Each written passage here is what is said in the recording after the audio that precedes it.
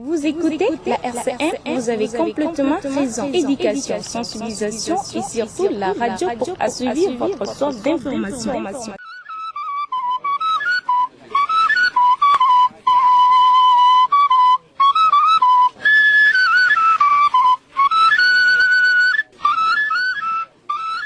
Rendiguera notre radio.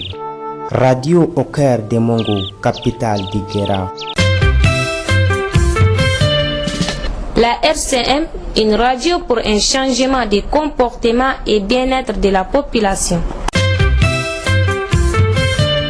Un constat écœurant est celui de la mutation du personnel enseignant qui ne se fait pas par rapport aux besoins des établissements. Du moment où le carburant n'était pas cher, ces gens-là, où étaient-ils? Ou soit, nous les pauvres, nous ne sommes pas aussi entre les mains de ces gouverneurs. Les différents chefs de service, dans leurs activités, beaucoup d'entre eux veulent que leur service soit gratuit. Il fait extrêmement chaud, surtout dans la journée, on ne sait même pas où s'abriter.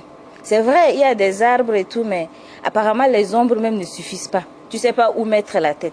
Avec cette radio, on apprend d'abord des nouvelles des uns et des autres, même si elle ne va pas très très loin. Toutefois, ce qui a sa capacité là, elle le donne et elle nous informe de tout. Elle nous rend service. Moi, de mon propre avis, là, je trouve que c'est une mauvaise manière de faire. Parce que demander à une femme d'aller elle-même chercher un mari.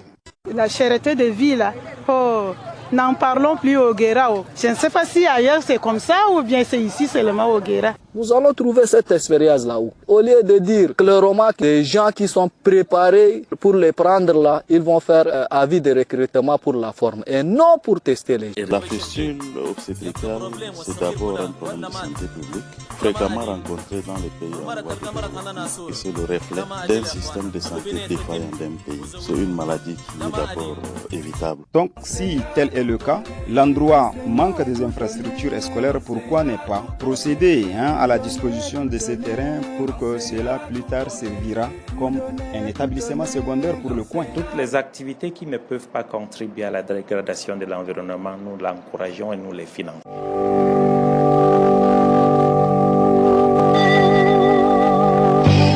Rapprochez-vous de vos postes récepteurs, le journal. Ramadan Idriss Issa. Ravi de vous retrouver très nombreux à l'écoute de la radio communautaire de Mungu, mesdames et messieurs. Bienvenue à nos informations et sans tarder, voici les titres.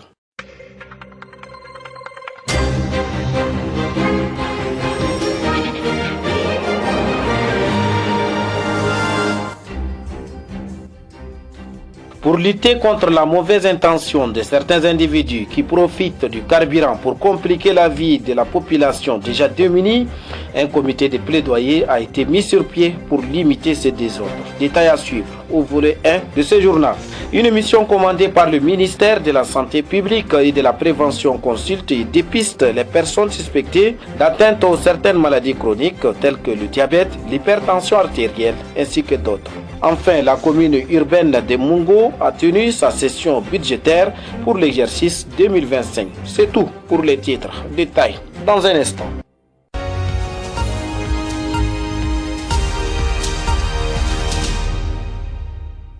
Je l'ai annoncé tout à l'heure que la question de la cherté du carburant dans la ville de Mungo et ses environs n'a pas laissé les organisations de la société civile à croiser les bras. C'est ainsi qu'un comité de plaidoyer a été mis sur pied pour faire face non seulement au problème du carburant, mais aussi d'autres affaires qui compliquent la vie de la pauvre population. Amir Daoud Haroun, reportage. De 600 francs, les litres d'essence croient à 1250 francs et brutalement à 1500 francs actuellement. Cette même quantité est achetée à la station Star, unique station fonctionnaire sur 4 qui compte la ville de Mungo. Donc tout le monde est drainé vers la station Star pour s'y ravitailler. Malheureusement, plusieurs désordres sont organisés. Cela a poussé les organisations de la société civile à s'organiser pour créer un comité de plaidoyer. Bichar Abdoulaye Adoum, président de l'association des jeunes du Guéra. Surtout sur les limitations des autorisations qui viennent de la part des autorités. Et donc ça anéantit vraiment la population. Donc nous ne pouvons pas vraiment accepter cela. Il faut que cela s'arrête. Parce que la population souffre déjà trop.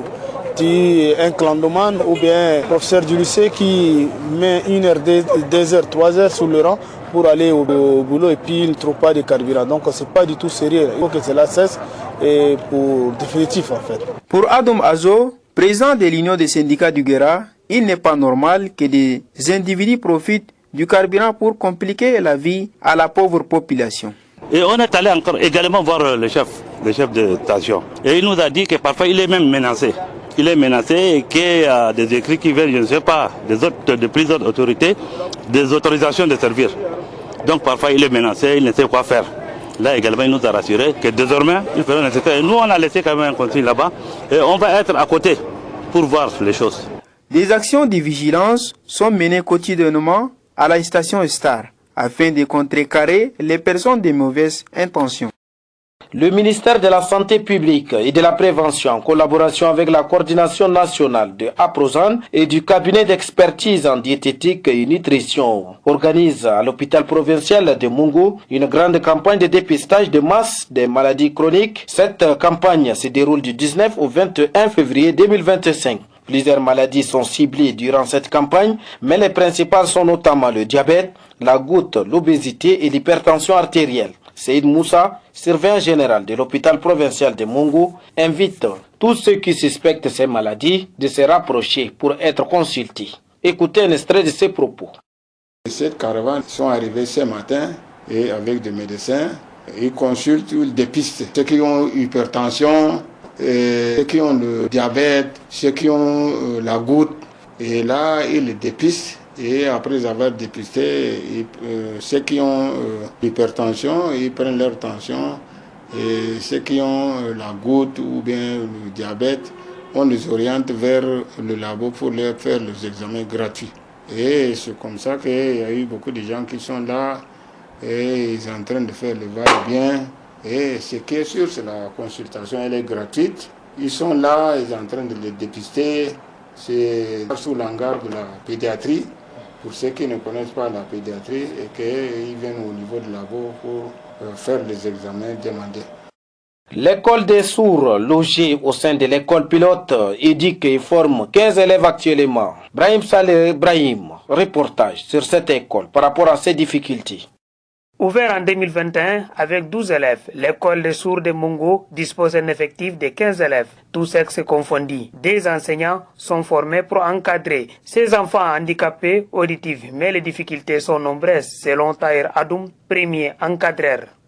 On a des difficultés multiples. Vu par rapport aux autres élèves là, ils viennent parfois, ils demandent seulement les stylos et les matériels didactiques. Et nous n'avons pas un budget pour fonctionner cette école. Et puis d'une part encore, les élèves sourds là, c'est difficile à les gérer. Et nous voulons en principe, nous voulons un site spécial pour les écoles de sourds. Et nous n'avons pas. Parce que cette école a été initiée par Madame Rishka. Elle a fait de son bien. Mais elle voudrait aussi les autres ONG pour les épauler. Assurant sa direction, M. Ahmed Torke sollicite les secours de bonne volonté pour cette école.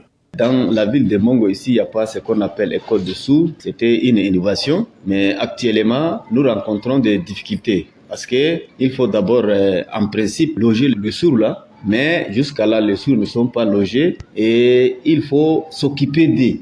Mais comme les gens ne s'occupent pas normalement d'eux, ils ne sont pas aussi nombreux. Donc, nous demandons aux bonnes volontés d'aider vraiment ces sourds-là. Au titre de l'année 2024-2025, ces 4 niveaux de l'école des sourds sont logés dans seulement des salles de classe. Restons dans ce chapitre et suite à la cherté du carburant à Mungu. Le préfet du département du Guéra, Saladin Amata Mamad, hausse les tons. Il attire l'attention des commerçants véreux qui profitent de la station Star pour doubler le prix du litre. Écoutez un extrait de ses propos recueillis par Saleh Hassan Rama. Il faut que cette manœuvre s'arrête. Au niveau de la raffinerie, il n'y a aucun problème. On reçoit le carburant en temps voulu. Il n'y a aucune pénurie. Mais c'est eux ici qui sont en train d'augmenter le prix à leur niveau et le vendre comme ils veulent. Ça, c'est vraiment inacceptable. Inacceptable parce que je tiens à vraiment les informer que une mission de contrôle sera, on va pas dire le jour, mais sera sur le terrain. Et puis, ils vont démanteler tout ce qui sont en train de vendre ce carburant de manière anarchique. Le carburant est vendu à la station à un prix comme dans toutes les autres stations du pays. Et comment se fait-il que quelqu'un va prendre cette essence et venir mettre le double pour vendre ça aux paisibles citoyens? Ça, c'est inacceptable. La commune urbaine de Mungu tient sa session budgétaire pour le compte de l'année 2025. Le budget prévisionnel s'élève à plus de 400 millions. Ouda Soumaïn. 446 120 000 francs CFA est le budget prévisionnel pour l'exercice 2025. Après avoir retracé le contexte de la session, Abdelmalik Abdraman Béchir, maire sortant, a invité ses collègues à assurer une transition harmonieuse. Le préfet du département du Guéra, Saladin Ahmad Mahmad, a salué les réalisations de l'équipe précédente. Comme vous le savez, la tenue de la session budgétaire des communes se tient chaque année dans un climat d'ambiance et de prospérité, mais malheureusement la tenue de cette session budgétaire vient avec la clôture du mandat de l'ancien exécutif. Mais cela n'empêche qu'on dit souvent l'administration est une continuité, donc malgré que vous partiez, il est très nécessaire d'élaborer ce budget pour la nouvelle équipe qui sera installée d'ici peu. Dans l'administration, personne n'est appelé à rester définitivement. Donc je loue vos efforts consentis durant l'exercice de votre mandat. Je ne cesse de louer le courage du maire et de son staff pour les efforts consentis durant leur mandat. Un élan vers l'avenir, tel est le thème retenu pour cette session budgétaire de la commune urbaine de Mongo. Merci. Avec ces informations sur la session budgétaire de la commune urbaine de Mungu, c'est la fin de notre édition. Mais avant de nous séparer, le rappel des titres.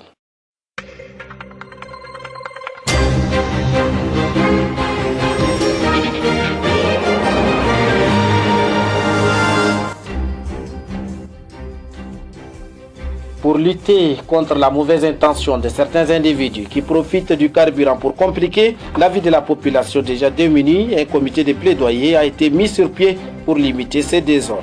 Une mission commandée par le ministère de la Santé publique et de la Prévention consulte et dépiste les personnes suspectées d'atteinte aux certaines maladies chroniques telles que le diabète, l'hypertension artérielle ainsi que d'autres maladies. Enfin, la commune urbaine de Mungu a tenu sa session budgétaire pour l'exercice 2025. Merci à toute l'équipe de la rédaction. Merci à vous auditeurs de nous avoir suivis. Pour la présentation, je suis Ramadan Idriss Issa. Passez un excellent moment avec le reste de nos programmes de la RCM, la radio Reine du Guéra.